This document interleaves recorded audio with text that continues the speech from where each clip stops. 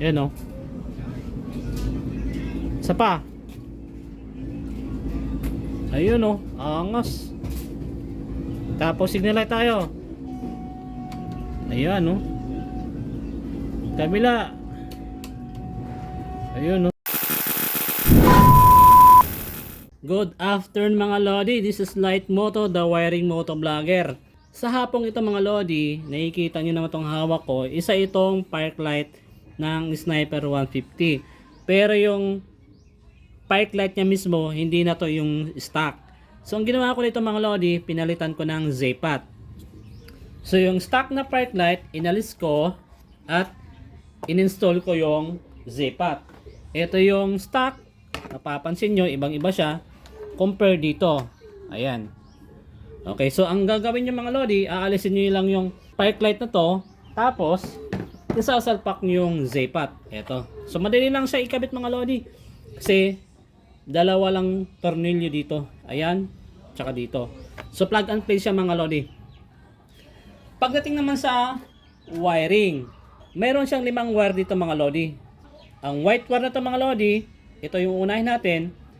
Pag sinuplayan mo to ng positive, yung iilaw sa Z-Pat, ito. Yung lining na to. Pagdating naman dito sa red, yung red wire na to mga Lodi, pag sinuplayan mo ng positive, yung iilaw dito sa Z-Pat, ito mga Lodi. Yan. Ang kulay naman ng ilaw dito, red. Dito naman tayo sa black. So yung black mga Lodi, automatic, negative yan. Pero may mga accessories na nabibili, yung negative ng wire nila is kulay green. So nakabase sila sa Honda. Pagdating naman dito sa sky blue, ito yung left signal ng Z-Pat. Ito siya mga Lodi, left. Dito siya iilaw. Ayan. Yan. Kapag kinabit nyo to mga Lodi sa inyong Sniper 150, syempre, itatap mo tong wire na to na sky blue doon sa kulay brown ng signal light. Okay? Para pag signal mo, sasabay ito. Okay? Pagdating naman dito sa dark blue. Okay? Yung dark blue na to mga Lodi, sa right signal light yan. So, kapag sinuplayan mo ito ng positive, ang iilaw, itong right. Ito banda Lodi. Yan. So, ito yung iilaw kapag sinuplayan mo ito ng positive yung wire na to. So tara, testingin natin ito mga Lodi, actual. So ganito ang pagte-testing mga Lodi ha. So sa pagte-testing pagdating sa mga loads, tapos hindi nyo kabisado yung mga wiring, testingin nyo muna sa battery mga Lodi. Walang problema kung magkakabaliktad yan, basta wag lang magdikit yung bawat wire. So yung black wire ng Z-Pat mga Lodi, ilagay natin sa negative ng battery. Ayan. Tapos yung red wire, ilagay natin sa positive ng battery. Dito makikita nyo kung ano yung iilaw. So yung mga Lodi, kita naman siguro, di ba? Ayan, kita. Okay. So tapos na tayo sa red wire. Okay, so dito naman tayo sa white wire. Pero yung black wire natin mga Lodi, nakababad pa rin sa negative ng battery. Huwag nyo alisin. Siyempre, pag inalis nyo yan, hindi gagana yung park light nyo pag tinitesting nyo. Okay, so yung white wire naman tayo mga Lodi. Ayan o.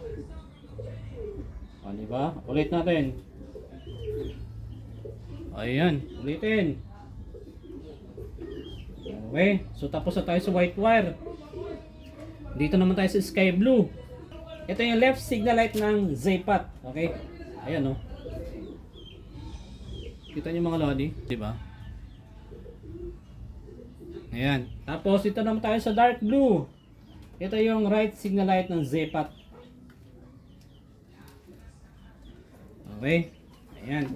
So ang gagawin dito mga Lodi, pag nag-wiring na tayo, yung red wire at white wire pagsamahin natin para pag on ang switch, sabay na iilaw yung park light na puti at red na park light na sa honeycomb. Ayan.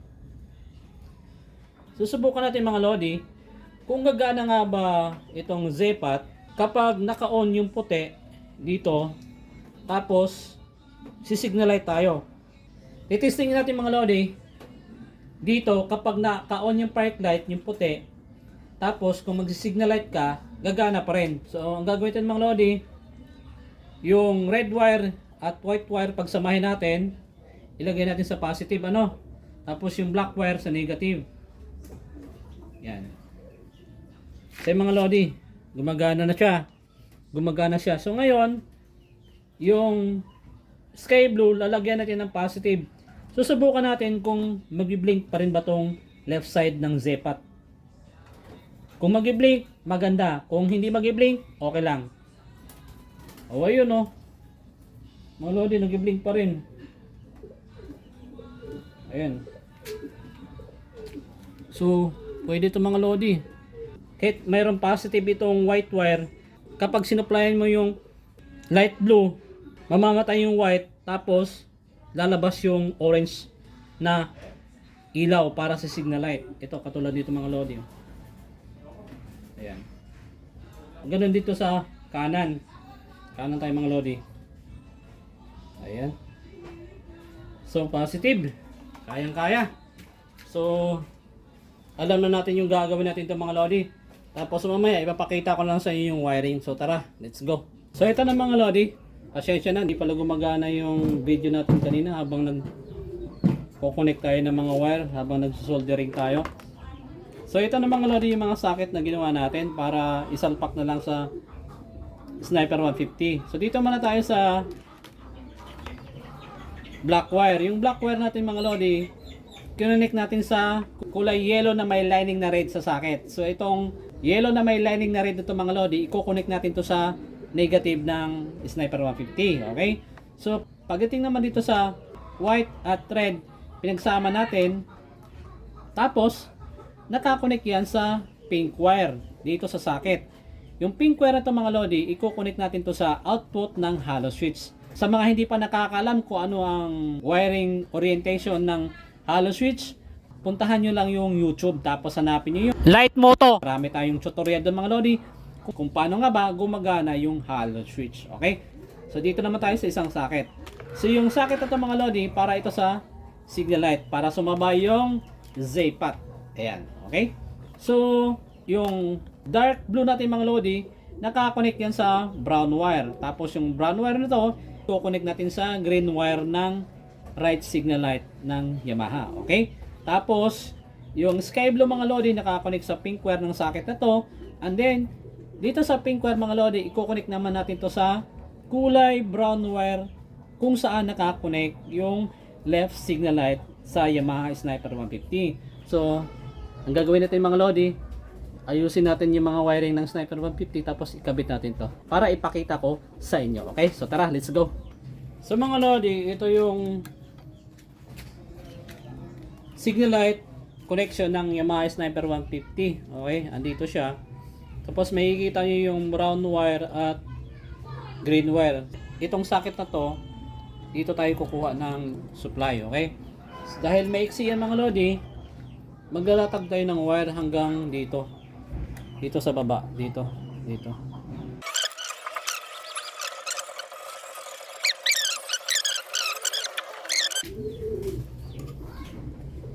Dito. Yung brown wire na ito mga lodi para sa right signal light ng Zepat. Tapos yung brown wire na yan nakakonect dito sa taas papuntang kulay green na signal light sa Sniper 150. Tapos, yung pink wire na ito mga lodi, nakakonect naman to sa left signal light ng Zepat. Kung saan nakadugtong sa yellow wire. Tapos yung yellow wire, pataas, nakakonect naman yan sa kulay brown na wire dito sa socket ng signal light switch ng Sniper 150. Okay, so ang gagawin natin mga lodi, hinangin natin. Okay. Ayan. Okay, so ayan mga lodi. So ayan, nahinang na natin. Balutin natin to ng electrical tape. Ayan. So balutin natin siya ng adhesive para presentable.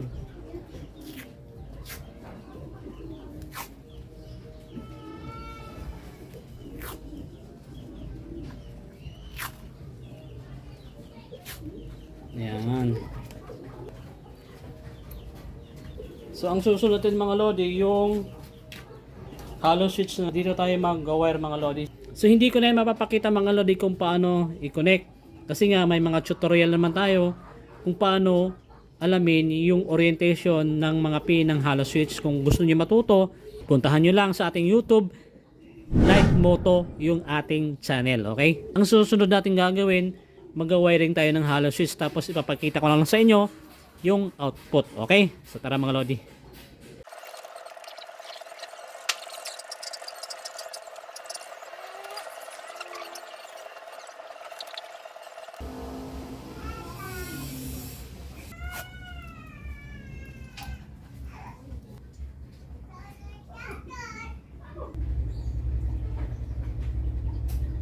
So itong socket na to mga lodi, para to sa park light na kulay white na ilaw at red. So pagkatapos ito mga lodi, titestingin natin. Papakita ko sa inyo yung ginawa natin. Yan. So ito na. Ito na ngayon final installation natin mga lodi sa Zepat dito sa Sniper 150. Okay, so papaganahin na natin. Ayan, naka-power on na yung motor. Pero syempre hindi natin papaandarin kasi hindi tayo maririnig kasi may ingay. So ngayon, ang gagawin natin mga lodi, i-on natin yung hollow switch para sa Zepat. Ayan. Ulitin natin mga lodi para makita nyo. Ayan o. Isa pa. Ayun o, angas. Tapos signal light tayo. Ayan no. Kabila. Ayun no, sumasabay sa signal light mga lodi. Ayan. Tapos sa hazard. Ayun no. Kita nyo mga idol. Ayan no.